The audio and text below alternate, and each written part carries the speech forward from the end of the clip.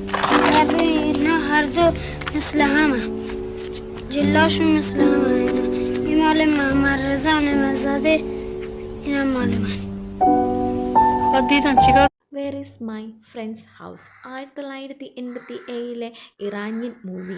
ഇറാനിലെ ഒരു ചെറിയ ഗ്രാമത്തിൽ നടക്കുന്ന വളരെ ലളിതവും ആഴത്തിലുമുള്ള ഒരു കഥയാണിത്.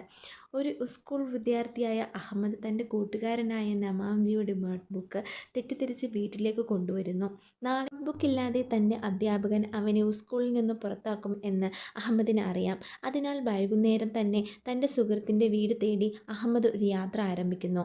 അവൻ വഴിയിൽ പല ആളുകളെയും കാണുന്നു, പല തടസ്സങ്ങൾ നേരിടുന്നു. പക്ഷേ സുഹൃത്തിനെ സഹായിക്കണം എന്ന മനസ്സോടെ അവൻ പിന്മാറുന്നില്ല.